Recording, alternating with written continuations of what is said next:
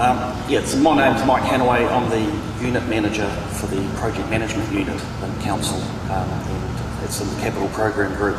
So we're going to be left to deliver these projects. Looking forward to it. Interesting that the proposed major facilities are actually only about 20% of the infrastructure when you look at it like that. But nobody's going to come to Christchurch to see the flushing toilet. It's the facilities that really make a city great, and it's really important that we replace, I think, these major facilities to get the city humming again and going. The program of facilities that's been put together has quite a nice spread. I mean, it is replacing what's there. You've got your arts covered. There's the library and the art gallery. You've got your sports facilities. And then there's the big infrastructure things like the stadium and so on. So you've got quite a coverage of types of facilities. So I think there's something there for everybody. So I'll go through them one by one. There's 10 of them.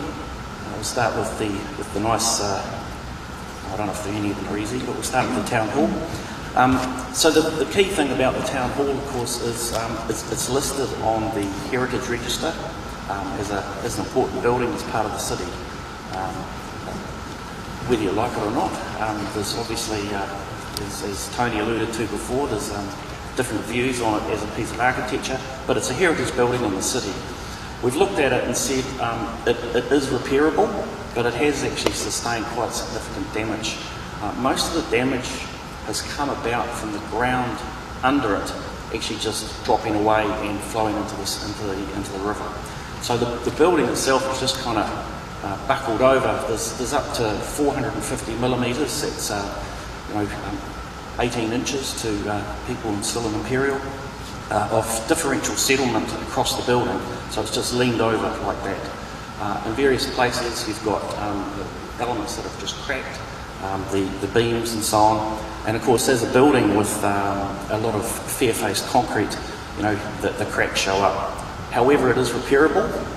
We're proposing that we can get in with an option 1, repair the floor. So we need to strip the building out, get at the structure, put piles in to contain the ground so it doesn't flow away again in any future event, and then put it back together and retain it as close as it is now as the heritage building that it is. So that's our preferred option. It's still a lot of money. It's a big building, and it's not an insignificant amount of work to get in there.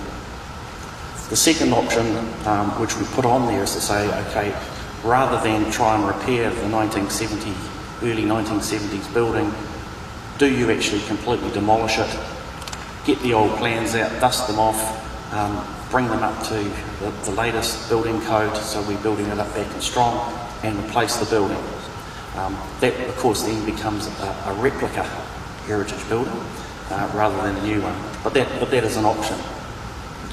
The third option then, of course, you're saying, well, if you're going to demolish and build a new building, there's the option then of just saying, wipe it out completely and look at a completely new town hall facility fit for the 21st century as the new iconic building. The fourth option there, which we've put on, is the Limes room and the Cambridge room, which suffered quite a bit of damage and fallen away. We could actually save some money and not rebuild those components and maybe add them on in the future, just as part of it as a complex. So that was kind of our thinking. Our preferred option, and what we've included for in the plan, is to retain it as the heritage building that it is and repair it and get it back to service.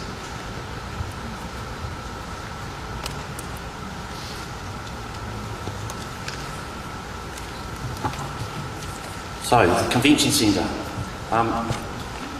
As Paul talked about earlier, I think the convention centre was already under pressure in terms of its size. It was not really able to meet the market demand.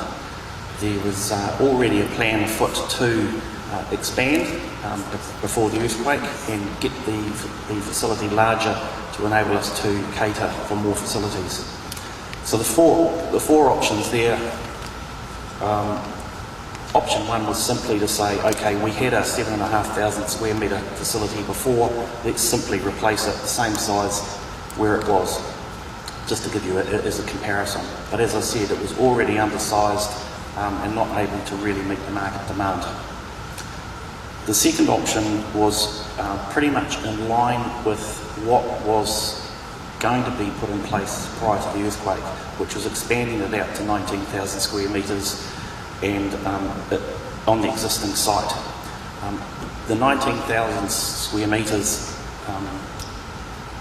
would work with the town hall as well, so you were kind of sharing facilities and so on. If you were going to be building a new facility, 21,000 is the size that enables us to meet the market demand and actually operate as a standalone convention centre without relying on the town hall. So the option that we're putting on the table at the moment as our preferred is a 21,000 facility located on the new site, which will become one of the key anchor projects in the city, and that's both Tony, Paul and Bob all talked about the Central City Development Unit will be focusing very much on the right place to put that to stimulate the recovery.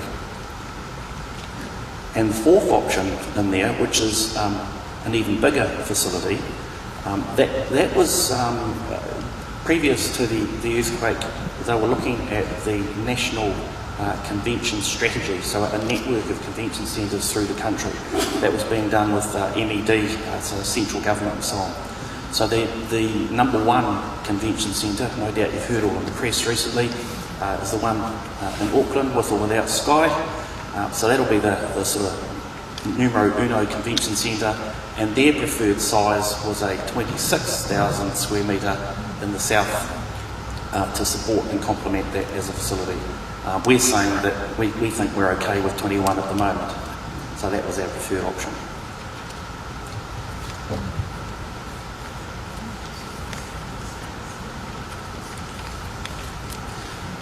So the art gallery. The art gallery is always a surprise to people, I think, because when you look at this being included, given its involvement following the earthquake, that it was used as a central part of the recovery as a building.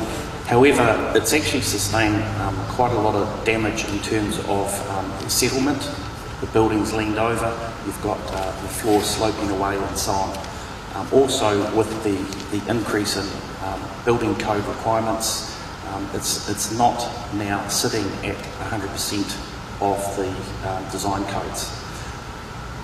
One of the key problems with, well, there's two problems. One is you've got a building with a big sloping floor, and the second key problem, of course, is you've got a building that doesn't meet the design code. So when you go out and look for your artwork for your visiting exhibitions that tour the world, to try and secure those to really keep that as a vibrant, exciting place, you're unable to actually get owners of art from around the world that are prepared to actually put their artwork into this building. It doesn't meet the code, and so they'll say, well, we're not interested. So the whole function of the art gallery really starts to struggle in that it can't actually secure the art. So those are the key things with it. So we need to look at trying to meet our objective of getting as close as we can to 100% of the new code for all of our buildings, and the added part of this, of course, is being able to secure the art. So option number one, which, having what I just said, probably isn't really an option, but it's put up there as to say, hey, to get to 67% of code, it's that sort of money anyway. It's almost $22 million, and that leaves the floor. It doesn't actually level the building. We just use localised levelling compounds on the floor to get it level. So it's not a great option. The second option that we've looked in here is to base isolate the building.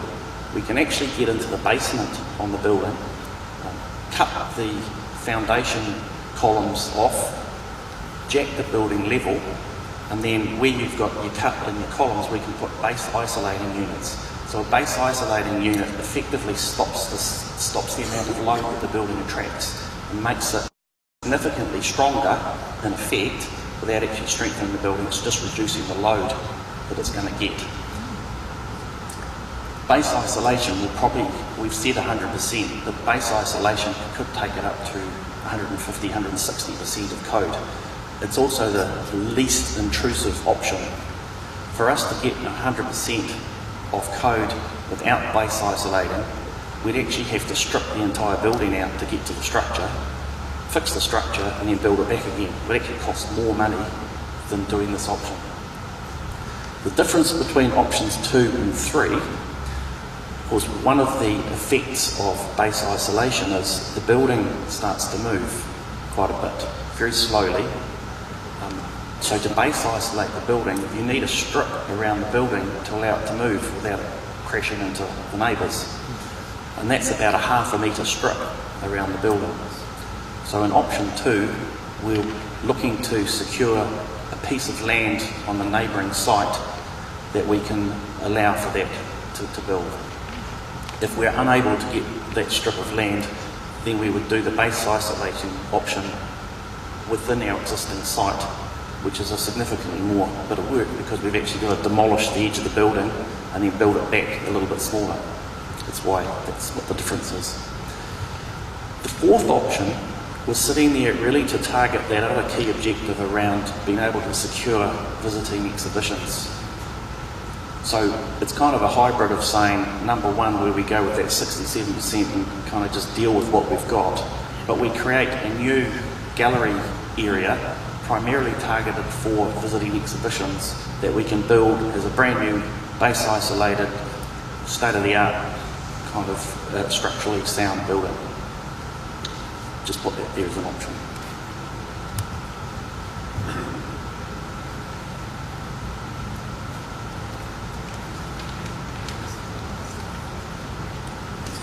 AMI Stadium.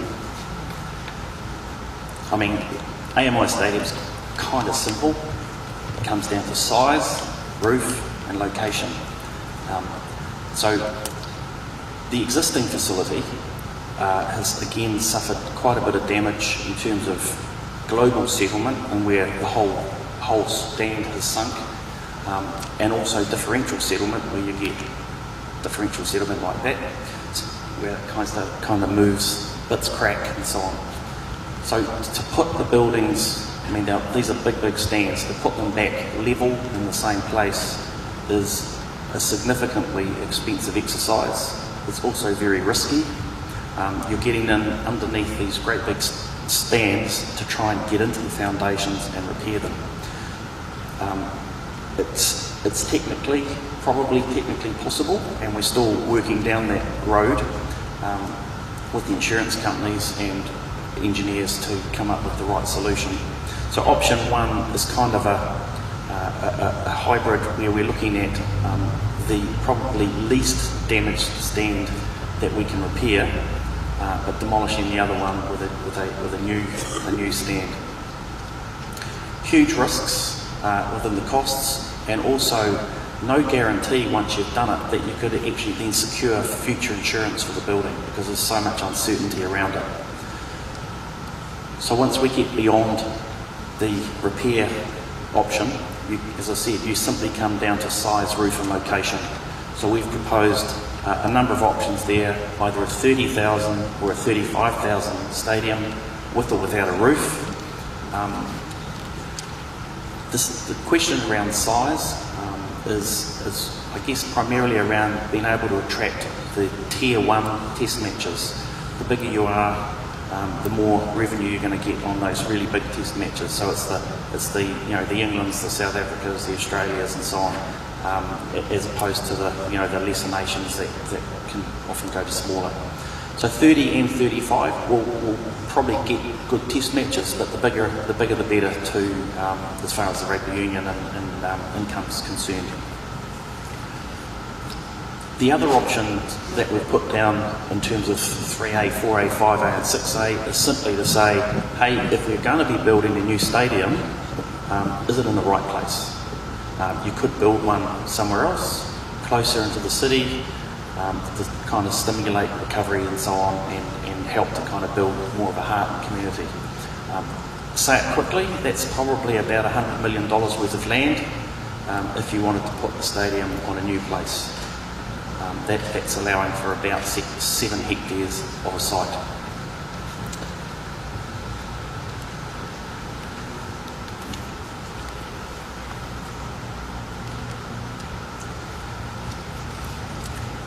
The exercise on the CCP, Central City Plan, and all the consultation with everybody in terms of what we were doing, identified within that a desire for a multi-sports hub within the city centre area as a key sports facility to support the city.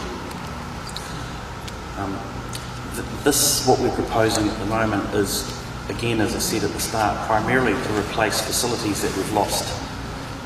So the options that we've got on the table in terms of spreading the costs over time to make it more affordable was to take the multi-sports facility, which is ultimately both an aquatic centre but also an indoor sports facility. The indoor sports facility was in the long-term plan anyway. That was going to be a future item. So the proposal we're putting, which is 1A, the proposal is to buy sufficient land to build the entire multi-sports facility, but only build the aquatic component of that first, and then build the indoor part at a future date. So that's option 1A. Option 1B is the additional cost if you then built the indoor at a future date, whereas option 2 is to say, well, hey, bite the bullet and build the entire thing right now, with obviously the associated extra costs. So that's the multi-sports hub, which is the options across the top. In association with the multi-sports hub, there is, of course, the loss of the facilities out at QE2, the athletics track, the indoor component and the swimming pools and so on out in that area. So we're looking, the next option on the second line was to look at replacing some of those lost facilities either at QE2 or another site in the eastern area. So what we've proposed there is a facility similar in size to the one at Jelly Park. So you've got the swimming pool and some indoor component as well. So that's, again, replacing lost facilities. The second part of that is replacing an athletics track, again in a similar area. We've also looked at the Centennial Pool. Centennial Pool has been, it's destroyed beyond, it's unable to be repaired, so that'll be getting completely demolished. But we've put there an option to show what it would cost to replace that if that was, I guess, for information if you were looking at doing that. But when you look at it as a suite to say, well, the multi-sport aquatic facility in the east, how many pools you have.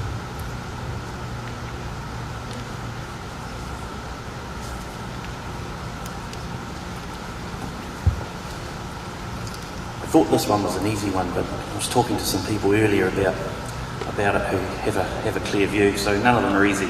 The Central Library, we're proposing at the moment that we simply repair the building that we've got and get it back operating as quickly as we can as the existing library, which is the cheapest cost and enables us to, share the expense over all of the facilities often into the future. There was, in the long-term plan, a proposal for a new central library anyway, but what we're doing with this component really is to say, get the library up and running and carrying on. We have put in those two options, options 2 and 3, which is to either expand the existing library or go and build that new library. But our proposal is to, as I said, get it repaired, get it back to service, and then consider the future of the central library, probably at the long-term plan.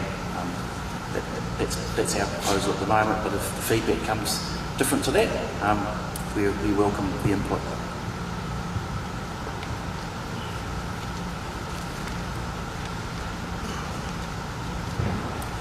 The CCP, Central City Plan, identified again to support the recovery was to ensure that there is car parking provided. The two buildings that we're proposing in here, the Litchfield Street car park and Manchester Street car park, both been damaged, but they're both repairable. So we're simply saying in here, we want to get those repaired and functioning to be able to get the city rolling again.